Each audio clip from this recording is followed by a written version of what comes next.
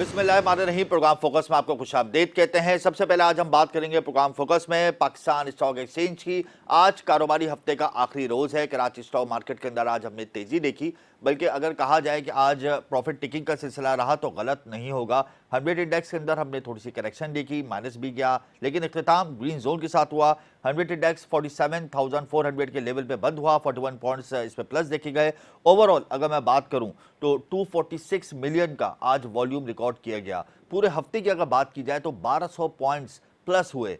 100 index की position काफ़ी बेहतर हुई। कराची स्टॉक मार्केट में सरमायाकारों ने जमकर खरीदारी की और ख़ास तौर पे बैंकिंग स्टॉक्स में हमने खरीदारी देखी। सीमेंट सेक्टर की एक्सपोर्ट में इजाफा हुआ, उसका एक पॉजिटिव इम्पैक्ट हमने कराची स्टॉक मार्केट में देखा। ब्रोकर्स और इन्वेस्टर्स ने सीमेंट के स्टॉक्स में खरीदारी की। आज ऑटो सेक्टर के शेयर्स में खरीदो फरोख्त हुई। किया मोटर्स ने आज प्राइसेस में कमी का ऐलान किया, इसका एक इम्पैक्ट आया पॉजिटिव, और इन्वेस्टर्स ने ऑटो सेक्टर के ऊपर इन्वेस्टमेंट की। इसके अलावा रिफाइनरी सेक्टर के अंदर हमने खरीदारी का सिलसिला देखा। तो ओवरऑल अगर मैं पूरे हफ्ते की बात करूं तो कराची स्टॉक मार्केट में तेजी का रुझान देखा गया। आज भी मार्केट में थोड़ी बहुत प्रॉफिट टेकिंग देखी गई। मार्केट सेकंड सेशन में माइनस गई थी, लेकिन हमने हाई इंट्रा डे के अंदर हाई 100 इंडेक्स के अंदर 140 पॉइंट्स प्लस देखे। तो ओवरऑल कराची स्टॉक मार्केट में आज तेजी का रुझान रिकॉर्ड किया गया। इसके अलावा करेंसी मार्केट की अगर मैं बात करूं तो इंटरबैंक और ओपन मार्केट में आज भी डॉलर की कदर में कमी का सिलसिला देखा गया। कारोबारी हफ्ते का आखिरी रोज है। इंटरबैंक मार्केट में डॉलर 1 रुपये सस्ता हुआ, 283 रुपये 62 पैसे पे।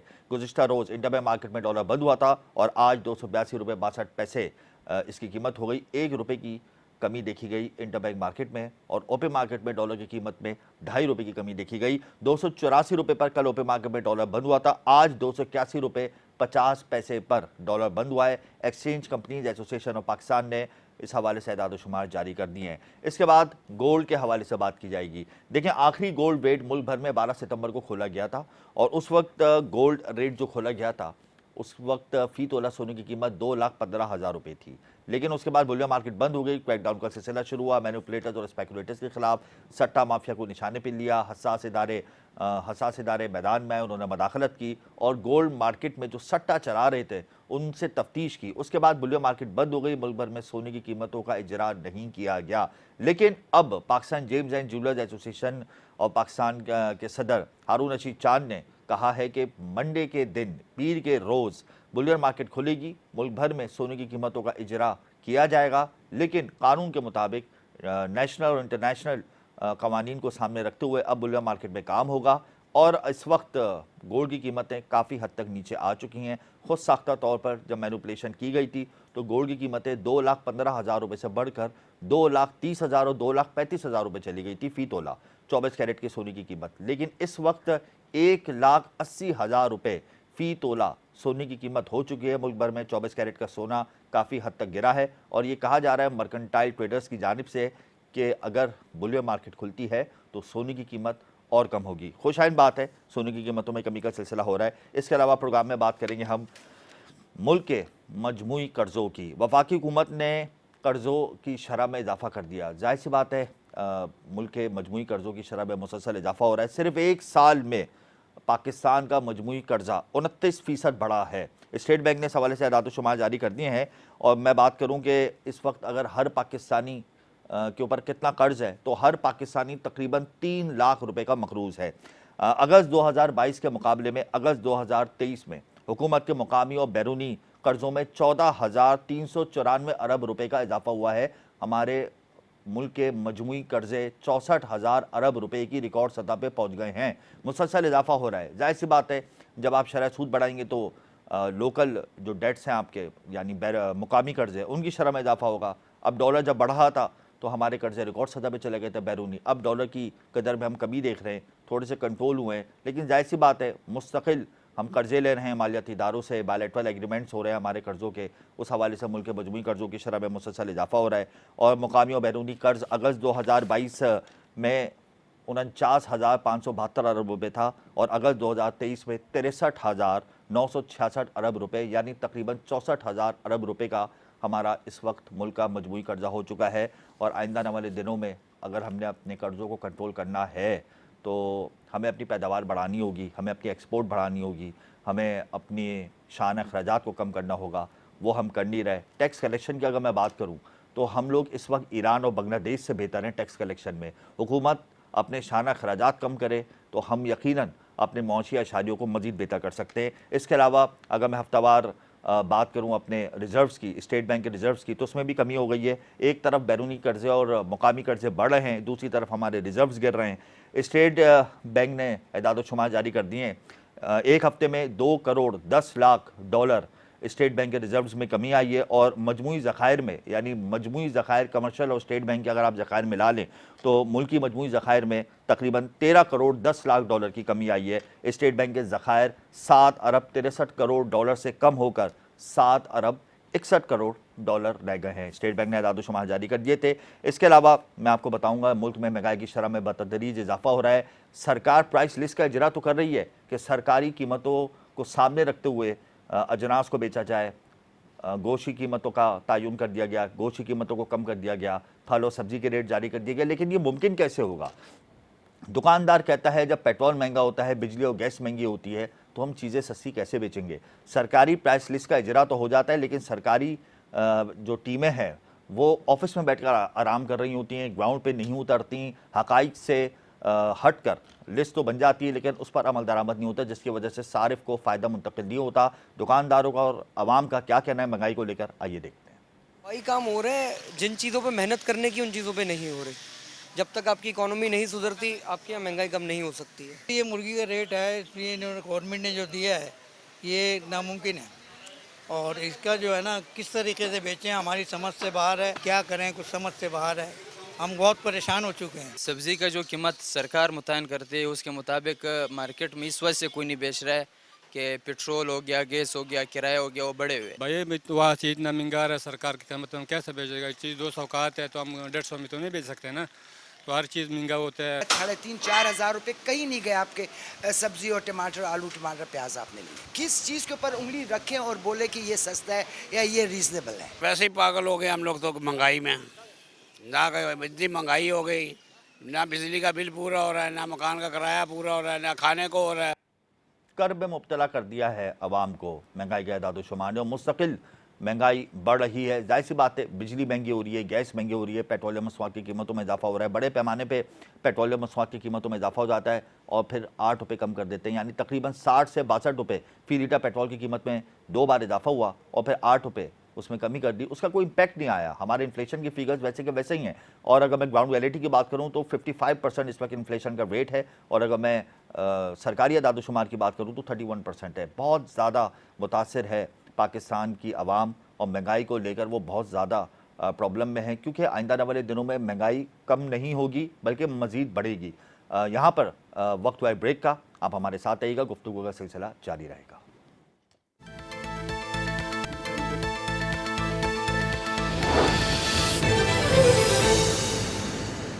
Welcome back. Synthetic natural gas क्या है? एसएनजी गैस, और इसको नेचुरल गैस के साथ मिलाकर एक तैयार की जाती है गैस, कुदरती गैस के साथ मुरक्किब करके कुछ फार्मूलाज, कीमियाई अज्जा इसमें मिलाए जाते हैं और फिर इसका वजूद आता है सामने। और ये बेसिकली फार्मूला जो है वो कोरिया से अडॉप्ट किया गया ऑल ओवर द वर्ल्ड, और पाकिस्तान के अंदर 20 साल के बाद सिंथेटिक नेचुरल गैस पर काम शुरू हो गया था। एसएनजी गैस क्या है, इसकी अफादत क्या है और इसको इस्तेमाल करने के क्या क्या फ़वाइद हैं, आप पहले इस रिपोर्ट में इसको देख लें।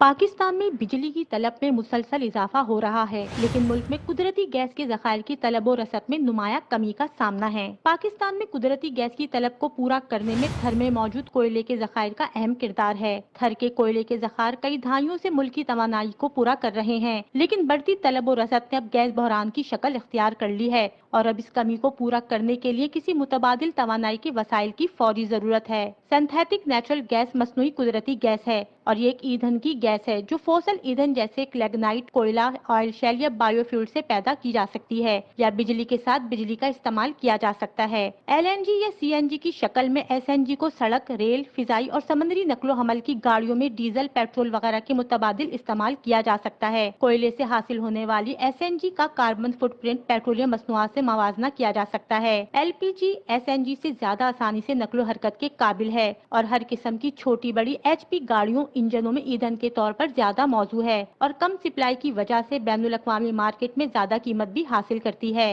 एसएनजी के जरिए एक मकामी सनत के 5 मेगावाट के हामिल टरबाइन को इंतहाई कामयाबी के साथ ऑपरेशनल किया गया। पाकिस्तान में 20 साल पहले सिंथेटिक नेचुरल गैस टेक्नोलॉजी को मुतारिफ करवाया गया और 2006 में पहला कामयाब मुतबादिल गैस प्रोजेक्ट लगाया गया और आज पाकिस्तान भर में मुतादिद प्रोजेक्ट्स काम कर रहे हैं और मुतादिद फैक्ट्रियां, रेस्टोरेंट, शॉपिंग मॉल्स, होटल्स इस टेक्नोलॉजी से फायदा उठा रहे हैं। एसएनजी गैस अल्टरनेट है सीएनजी की और आरएलएनजी की शॉर्टेज के हवाले से एक बेहतरीन अल्टरनेट है, लेकिन ये पाकिस्तान में कामयाब क्यों नहीं हो सकी? जब इतनी एग्जाम्पल ये गैस है इस वक्त, तो हमें इसकी तरफ जाना चाहिए। इसी हवाले से इस वक्त हमें प्रोग्राम में ज्वाइन कर चुके हैं energy expert Owais Mir. Owais Mir, आपका बहुत शुक्रिया। एसएनजी गैस पाकिस्तान में है इस वक्त, लेकिन उसको प्रमोट नहीं किया जा रहा, क्यों नहीं किया जा रहा? क्या वजूहात आप समझते हैं? अच्छा, अस्सलाम वालेकुम जी, थैंक यू वेरी मच जी फॉर टेकिंग मी ऑनलाइन। पहले तो थोड़ा सा मैं आपको क्लैरिफाई कर दूं, जो आपने रिपोर्ट भी दी है which was good to have it is, but इसमें थोड़ा सा करेक्शन ये है कि SNG is what we call it synthetic natural gas, in other words it's called LPG mix, it's drives from LPG. वो जो आपने सिन गैस का कॉन्टेक्स्ट वो मोहतरमा ने अपनी रिपोर्ट में शायद कोल कॉन्टेक्स्ट में दिया है, which is not the gas which mean referring it. Now, coming back to your point कि SNG की historical perspective क्या है, and in the world as a whole और पाकिस्तान के केस में, it is not something कि ये मुतरादिफ नहीं कराया जा रहा है या सक्सेस नहीं हो रही. It is a very much success based on its application or wherever it has its due importance या जहाँ जहाँ इसकी application exist करती है. Since LPG AMX और synthetic natural gas drives from LPG, तो जब ये जब इसकी अहमियत का अंदाजा आप इससे लगा सकते हैं कि व्हेन बैक इन 1976 और even in 1984 when there was no provision of gas in Quetta और one of the major city in Larkana back in late Bhutto's time, so they introduced this concept of LPG MX that time back in 76 or 84 में, तो around 50,000 plus consumers को नम natural gas piped gas का यहाँ पे application भी नहीं थी हमारे बिलवड कंट्री में. We have used that as LPG MX. Fortunately in 2006-7 में, जो कि रिपोर्ट में सही था कि when during Musharraf era time when we were good into the economy based sustainable economy की तरफ हम जा रहे थे, उस टाइम के ऊपर ये पॉलिसी आई कि जितने भी फार फ्लंग एरियाज हैं they should be expose to not into the piped gas, rather इधर हमें वैल्यू एडेड और इनोवेटिव टेक्नोलॉजी लेके आनी चाहिए. तो उस टाइम के ऊपर हमारी कंपनी ने टुगेदर विद द सुई सदर्न, सुई नॉर्दर्न, जो उस वक्त बहुत अच्छे हालात में थे या कदरे जो अभी हैं, हमने पहला प्रोजेक्ट गवादर में किया था जस्ट टू रिफ्रेश के पूरा सिटी को city as a city gas project हमने वो 6-7 में इंट्रोड्यूस कराया. तो with that said, this technology is a distinctive. ये टेक्नोलॉजी और ये एप्लीकेशन बड़ी टेक्निकल गैस के सोल्यूशन के तहत दुनिया में इस्तेमाल होती है और हो रही है. मगर ओवैस मीर ये बताएं कि गुज़िश्ता हुकूमत यानी 10 साल कबल अगर हुकूमत ने ये कहा कि आप एसएनजी के प्लांट्स लगाएं, एसएनजी पर काम करें, एसएचजीसी को भी कहा और आप लोगों ने प्लांट्स लगाने शुरू किए, सुई सदर्न कंपनी ने प्लांट्स भी लगाए मुल्क भर में, सुई नदन ने भी इस पे काम किया, लेकिन फिर उसी हुकूमत ने यकदम ये कहा कि आप प्लांट्स बंद कर दें कुछ अरसे के बाद, और फिर वो प्लांट्स गैर फाल हो गए और अब तक उन प्लांट्स को उस तरीके से इस्तेमाल नहीं किया जा रहा, बल्कि एसएनजी को प्रोमोट और स्प्रेड करने के हवाले से कोई पॉलिसी भी सामने नहीं आ रही, क्योंकि इसकी बुनियादी वजह कॉस्ट है. क्या इसकी कॉस्ट इतनी महंगी है कि इसको अफोर्ड नहीं किया जा सकता? बड़ा अच्छा पॉइंट है आपका जी. व्हाट इट इज कि जो आपने जो रेफरेंस दिया कि 2009-10 में आफ्टर द गवादर प्रोजेक्ट ये पॉलिसी आई कि जी जितने भी फार फ्लंग एरिया हैं, क्योंकि ये एलपीजी से ड्राइव्ड है और सम हाउ दी अनदर हमारा एलपीजी की वैल्यू चेन पिछले 3-4 दिहाइयों से एग्जिस्ट करती है. वो एक अलग बात है कि हर सेक्टर की तरह इस सेक्टर में भी बहुत आयरनी है which is an LPG supply chain और स्टोरेज में. सो जो गवर्नमेंट का विजन था, अनफॉर्चुनेट यहाँ पे विजन चेंज होते रहते हैं, जो कि विजन किसी भी स्ट्रेटेजिक उसमें चेंज नहीं होता. सो दिस गवर्नमेंट और दैट गवर्नमेंट और दिस, तो 2009-10 में ये प्रोविजन किया गया था कि 60 टाउन्स थे which is in Sindh and Balochistan mainly, कि जहां पे हम इस पाइप्ड गैस जो कि मेरे और आपके घर में आ रही है, और जिस तरह हमने इसका अब्यूज किया है लास्ट 20-30 सालों में, सो जितने भी न्यू कनेक्शंस हैं या जो far flung socio economic areas हैं जो खुजदार में या नोशकी में या बेअवारान में जो एक गरीब बंदा है जहाँ उसका पे भी वही पाइपलाइन हक नहीं है बिक कि सकती जो वहां पर ये गैस पहुंच जाती है और फिर उनकी Exactly, बिल्कुल exactly. जरूरियात पूरी होती है। लेकिन मुझे ये बताएं ना, एक लेमैन को समझाएं, एक सहल अंदाज में हम गुफ्तगू करते हैं कि एक इसकी जो कॉस्ट है वो क्या पड़ रही है। मतलब अगर डोमेस्टिक लेवल पे इसको इस्तेमाल किया जाए तो एलपीजी को अगर सामने रखा जाए तो ये महंगी पड़ रही है गैस। बिजनेस सेक्टर में ये गैस इस्तेमाल नहीं होती क्योंकि इसकी कॉस्ट महंगी आती है। इस वक्त इसकी क्या कॉस्टिंग हो रही है?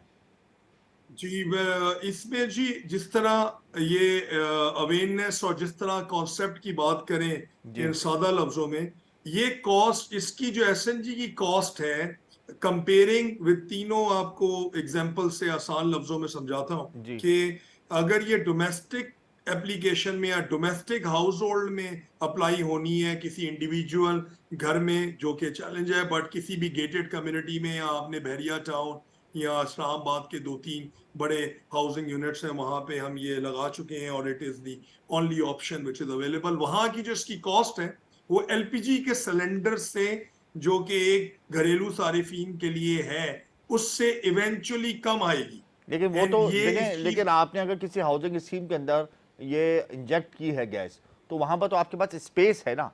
अब अगर मिसाल के तौर पे मैं कराची की बात करता हूँ, लाहौर की बात करता हूँ, इस्लामाबाद की बात करता हूँ, तो वहां पे अगर हर शख्स इस गैस को इस्तेमाल करेगा तो उसकी कॉस्ट क्या आती है कलेक्टिवली और इंडिविजुअली? इसका जरा डिफरेंस बताएं। जी, पहले तो इसका जाविया ऐसे खींचा जा सकता है कि पहले तो क्योंकि नेचुरल गैस एग्जिस्ट ही नहीं करती, और जैसे नेचुरल गैस नहीं है अब, और अगेंस्ट द आरएलएनजी, तो विद द एलएनजी प्राइसिंग के मोड के तनाजुर में, जो कि प्लस माइनस ऐड होते जा रही है, ये आरएलएनजी से which is regasified on the pipe form में, उससे सस्ती है। फी किलो उसकी क्या कीमत है इस वक्त? फी किलो लेट्स इसकी से क्या अभी कीमत है? कल ही एलएनजी का वो खुला है, अगर वो डोमेस्टिक हाउस होल्ड में उसकी कॉस्ट, जो कि डोमेस्टिक में ही वही आरएलएनजी आ रही है, वो cost as we speak is $14 से $15 है।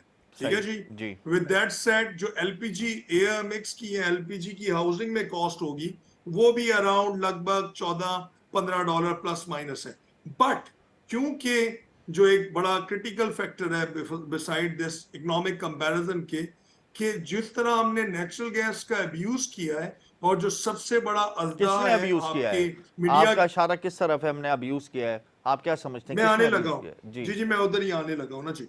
जो अभी आपका ये बड़ा critical, not only critical, the most important topic है, जो हमारे लोगों को और हमारे हेल्म ऑफ अफेयर को अब समझ आ जाना चाहिए कि gas alone is the biggest अजदहा विच इज राइट नाउ, या वो गले की हड्डी है जो हमारे उसमें फंसी हुई है, क्योंकि जो हमारा सर्कुलर डेट है, जो कि गैस का, आई डोंट नो अभी एग्जिस्टिंग एक्यूरेट कितना है, बट इट इज जो भी 200 ट्रिलियन प्लस से ज्यादा, जी बिल्कुल वो है ही इसीलिए कि हम सस्ती नेचुरल गैस या की जगह हम ये जो कि वो फिनोमिना एग्जिस्ट करता है आरएलएनजी की शक्ल में, वहां पे हम आरएलएनजी तो दे रहे हैं, लेकिन जो एलपीजी एएमएक्स और सिंथेटिक नेचुरल गैस का इंटरमीडिएट और short term to mid term technical solution है, वो नहीं कर रहे। तो इसमें कूजे में आपको मैं भरूं तो जो सीएनजी सिलेंडर से कॉस्ट है, जो सॉरी एलपीजी सिलेंडर से जो कॉस्ट है, उससे ये एसएनजी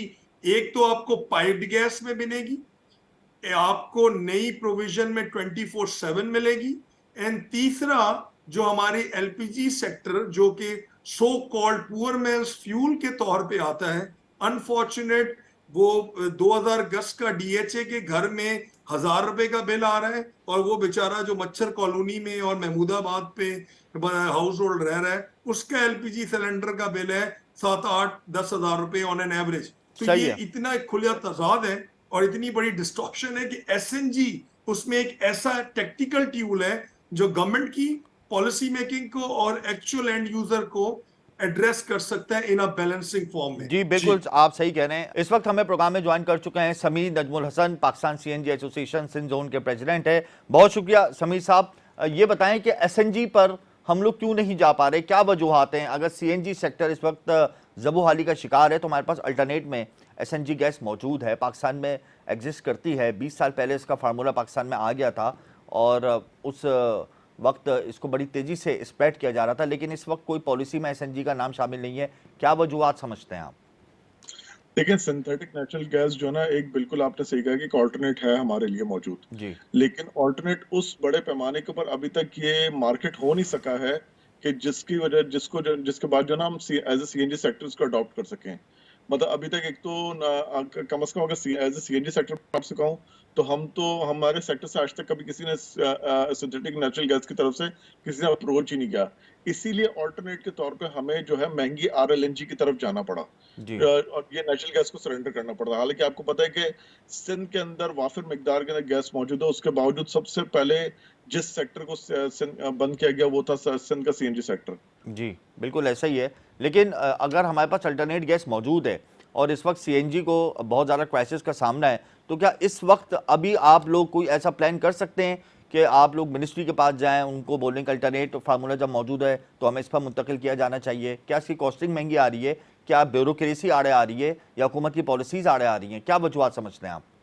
देखें, ये तो आप भी बेहतर तरीके से जानते हैं कि अभी एक कंपनी है जैसे उसने प्राइवेटली जो ना आरएलएनजी मंगाने का अब जाकर उसको गो हेड मिला है। उनको 2016 के अंदर लाइसेंस मिला था, 2016 से 2023 में जाके उनको पहला कार्गो मंगाने की परमिशन मिली है। अब अगर आप एक एक काम के पीछे, छोटे छोटे चीजों के पीछे अगर 7-7 8-8 साल अगर निकालेंगे, देखिए इसके अंदर एक और इशू ये है कि जो ये हमारी कंपनीज है ना, सुई सदर्न गैस कंपनी हो या सुई जी, नॉर्दर्न गैस पाइपलाइन हो, ये अपने कस्टमर्स को सरेंडर करने नहीं देना चाहते।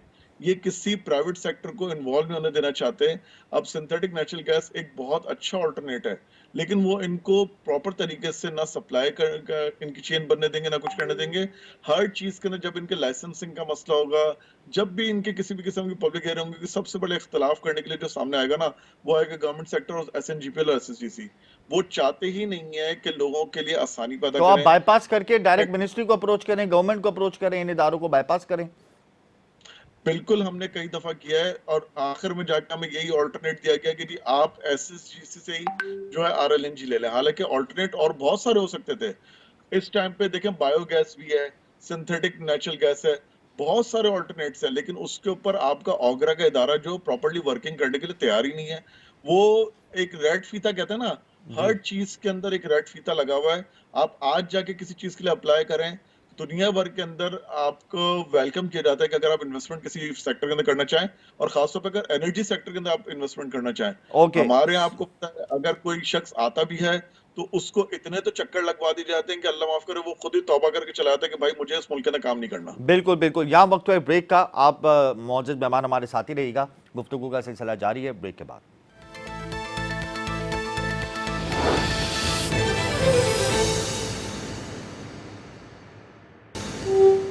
Welcome back. एसएनजी को पाकिस्तान के अंदर अगर स्प्रेड करें, फैलाएं और घर घर पहुंचाएं तो यकीनन जो तलब और रसद का फ़र्क है और इस वक्त गैस की शॉर्टेजेस को फुलफिल किया जाता है। मैं अपने मौजूद मेहमानों के पास दोबारा जाऊंगा। उवैस मीर, क्या आप लोगों ने अप्रोच की है फेडरेशन के ज़रिए या कराची चैम्बर के ज़रिए मिनिस्ट्री तक? कोई ख़त किताबत हुई है कि एसएनजी सेक्टर को परवान चढ़ाने के हवाले से कोई मौसर इकदाम किए जाएँ, या आप सिर्फ ये समझते हैं कि कुछ सोसाइटीज़ के अंदर मुल्क भर की उधर एसएनजी प्लांट या एसएनजी सिस्टम लॉन्च करने के बाद आप लोग साइड में बैठ गए, या आप समझते हैं कि आप लोगों को आगे आना चाहिए?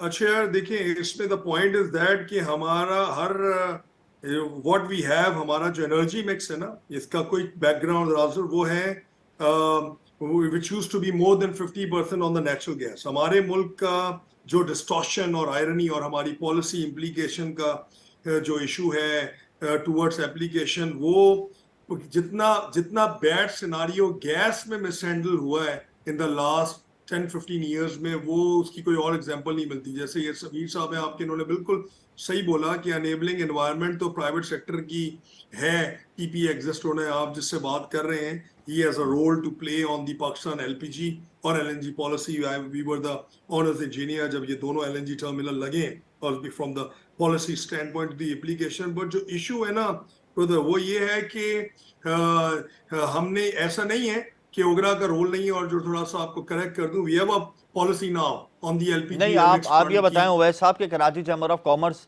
एक एपेक्स बॉडी है, फिर फेडरेशन चैम्बर ऑफ कॉमर्स एक मुल्क भर की बड़ी एपेक्स बॉडी है, इनके जरिए आप लोगों ने गवर्नमेंट को अप्रोच किया है। मेरा सवाल ये है कि अगर नहीं किया तो फिर आप क्या वजूहत है जो आप नहीं कर सके? मेरा क्वेश्चन ये है आपसे।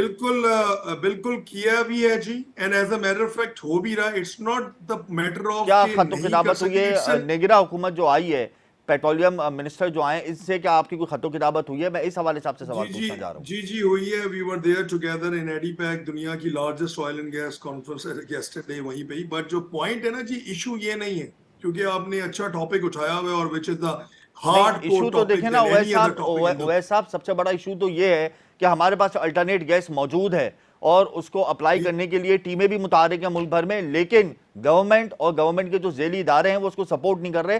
सबसे बड़ा इशू तो यही है। लेकिन अगर आप कहने के ये इशू नहीं है तो ये बड़ी अचंभे की बात है। मैं आपसे ये पूछना चाह रहा हूं कि सिंथेटिक, मेरा जुमला मुकम्मल होने दीजिएगा काइंडली, कि सिंथेटिक नेचुरल गैस इस वक्त कराची में भी है, मुल्क भर में भी है, हर जगह पे इसके प्लांट्स लगे थे, अब उनको गैर फाल कर दिया गया। सुई सदरन ने भी आके फेर ली, सुई नॉर्दर्न ने भी आके फेर ली, और हुकूमत ने कोई पॉलिसी मुतारिफ नहीं कराई। मैं आपसे ये कह रहा था कि क्या कोई खतों की दावत का सिलसिला शुरू हो गया है, और अगर हो गया है तो क्या रिस्पॉन्स मिला है आपको?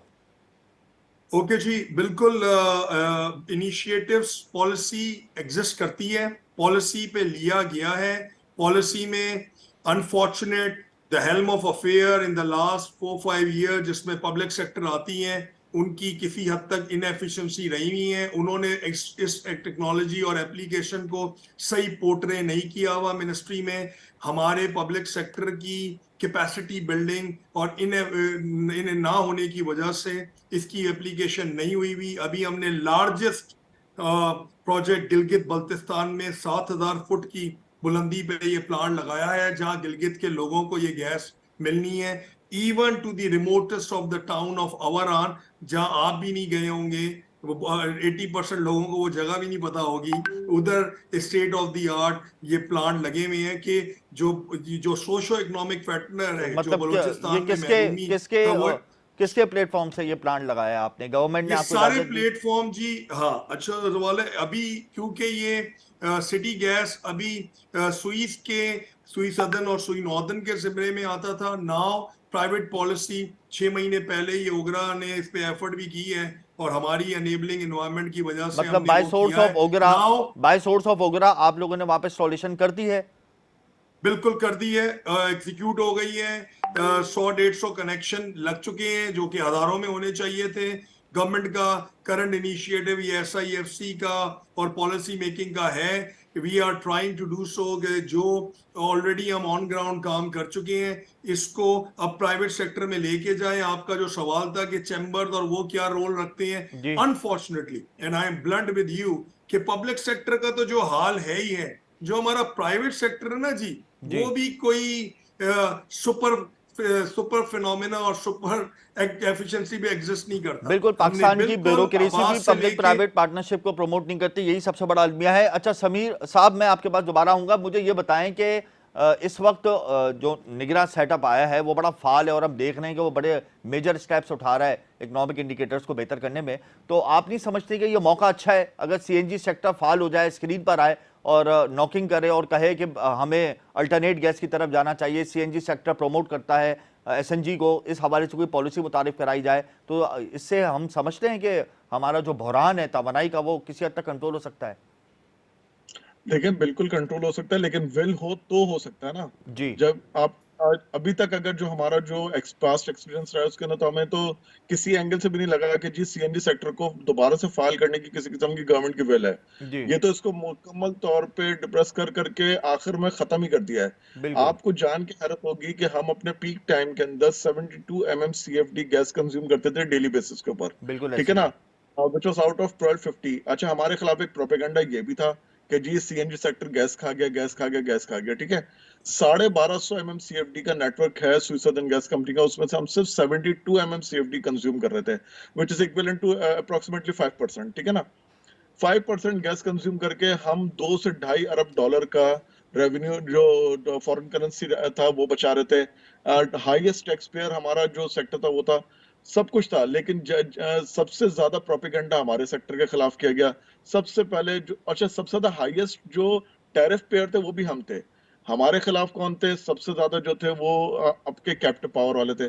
कैप्टिव पावर ने सबसे ज्यादा, मैं समझता हूँ कि इस टाइम पे अगर नुकसान पहुंचाया ना गैस सेक्टर को, तो कैप्टिव पावर की वजह से हमारे पहुंचा। मुल्क में तो देखें ना, आवे का आवा ही बिगड़ा हुआ है। कैप्टिव पावर हो, आईपीज हो, या कोई भी सेक्टर आप उठा लें एनर्जी का, उसके अंदर पॉलिसीज ही नहीं है। लेकिन अब एसएनजी गैस अगर हमारे मुल्क में 20 साल से राइज है, लेकिन उसको प्रमोट नहीं किया जा रहा, तो अगर आप मुझे बताएं, अगर इस वक्त अगर प्रमोट कर लें इसको, तो क्या हम नहीं, और ये जो सॉरी जी टू इंटरप्ट समीर, इन्होंने बड़ी अच्छी बात की है जब कि ये जो कैप्टिव पावर है ना, जी यहाँ पे आप तो टेक्निकल बात कर रहे हैं दिस, और सही उस पर बात कर रहे हैं कि यहाँ डिस्टॉर्शन है, यहाँ बैलेंसिंग नहीं है। ये कैप्टिव पावर को अगर हम इस एलपीजी एमएक्स पे और एसएनजी पे लेके आए और हम लोड मैनेजमेंट करें on an application side of it, so ये जो हमारा प्राइमरी फ्यूल है सेकेंडरी पे हो सकते हैं। और अब तो दूसरी बड़ी देखें ना, quick देखें important उवैस बात- साहब और समीर साहब, अब तो सलाह शुरू हो गई है, आईएमएफ की क्लियर रिस्ट्रिक्शंस आ गई हैं, अब तो सर्कुलर डेट को कम करने के लिए हुकूमत मुतारिक हो गई है। अब तो बहुत सारी सलाहत होंगी, माजी में जो गलतियां हुई हैं वो यकीनन नहीं दोहराई जाएंगी। लेकिन समीर साहब, मैं ये पूछना चाह रहा हूं कि डोमेस्टिक लेवल पे तो फिर हम कह सकते हैं कि सिंथेटिक नेचुरल गैस जो है वो किसी हद तक कामयाब हो जाएगी, लेकिन इंडस्ट्रियल सेक्टर में बिजनेस मैन आज भी प्रमोट नहीं करता क्योंकि इसकी कॉस्ट बड़ी महंगी आती है। तो क्या आप इस बात से मुत्तफिक हैं? जनाब, मैं आपसे सिर्फ एक बात कहूंगा कि इस टाइम पे जो आरएलएनजी हम सेल आउट कर रहे हैं ना, जी वो 4000 रुपए पर MMBTU है। जी सही ना? और जो आपके कैप्टिव पावर को जो गैस मिलती है वो 800 रुपए पर MMBTU है। बिल्कुल ऐसा ही है। अब आप इसका डिफरेंस जोड़ लें कि हम 5 टाइम्स जो गैस है वो कंज्यूम कर रहे हैं सीएनजी सेक्टर। अच्छा, इसके अंदर थोड़ा सा मैं अवैस भाई से, हालांकि अवैस भाई मेरे बड़े अच्छे पुराना मेरा इनसे ताल्लुक है, लेकिन अवैस भाई से थोड़ा सा मैं शिकायतन भी वो करूंगा कि अभी तक सिंथेटिक नेचुरल गैस के जितने भी जो है ना, मतलब जो भी इसके अंदर डील करते हैं, उन्होंने आज तक हमें इतनी वैल्यू ही नहीं दी कि हमसे सीएनजी सेक्टर वालों से कभी कोई कांटेक्ट करें, हमारे लिए कोई वे आउट निकाल सके, हमें कोई चीज ऑफर कर सकें। अब 4000 रुपए पर MMBTU की गैस तो हम ऑलरेडी ले रहे हैं। जी अगर हमें 4000 MMBTU वाली गैस ले सकते हैं, तो अगर इनकी गैस हमें अगर 500, 600, 700, 800 रुपए भी अगर सस्ती पड़ती है, तो हम क्यों नहीं लेंगे इनसे गैस? ये तो बड़ा अच्छा आपने सवाल किया जी उवैस साहब। आप निजाम नहीं, पर बिल्कुल। तनकीद कर रहे थे, लेकिन अब देखें आज एक शिकायत आपकी आ गई है इस वक्त सीएनजी सेक्टर नहीं, वालों ये ने की है। शिकायत नहीं है, और ये एप्लीकेशन है। ऑल्दो जी। आपके लेस देन अ मिनट ये शो कर रहा है इधर, बट अ क्विक नोट इन कि इसको एड्रेस ये करूं कि स्ट्रेटेजिकली एलपीजी जो है, जब ये एएमएक्स को आप पाइपलाइन सिस्टम में डालेंगे, हमने एक चिली में प्रोजेक्ट किया, you are talking with the people, उन्होंने जो इंटरनेशनली डन इट, तो ये सीएनजी तक तब पहुंच सकती है जब ये सिस्टम में हो। और जो कैप्टिव पावर की बात की कि गैस बैलेंसिंग, इसमें जरा नेक्स्ट डिग्री ऑफ प्रोफिशिएंसी चाहिए होती है। अनफॉर्चुनेटली हमारे लोगों में यहाँ पे पॉलिसी मेकिंग में एक प्लान बनाए ना, एक एक मीटिंग कर लें, एक प्लान बनाएं, मिनिस्ट्री को इन्वॉल्व करें या एसोसिएशंस को बिल्कुल इन्वॉल्व करें करें, जी, टेबल बिल्कुल। टॉक अब करें। ये, देखें, बात सुने, अगर आप लोग प्लान नहीं बनाएंगे तो इससे ना तो सारिफ को फायदा पहुंचेगा, ना इंडस्ट्री को फायदा पहुंचेगा, ना नहीं। बिजनेस कम्युनिटी फायदा उठा सकेगी। आप निजाम पे तनकीद करते रहेंगे, वो भी निजाम पे तनकीद करते रहेंगे। ब्यूरोक्रेसी इस वक्त हमें जो है वो स्क्रीन पर नहीं ला रही है, हमें बाईपास करके मिनिस्ट्री तक अप्रोच करना होगा, कोई प्लान बनाना होगा। एंड में मुझे ये बता दें आप दोनों हजरात कि आइंदा आने वाले दिनों में, ओवैस मीर साहब पहले मुझे आप बता दें कि फ्यूचर क्या देखना है एसएनजी का पाकिस्तान में।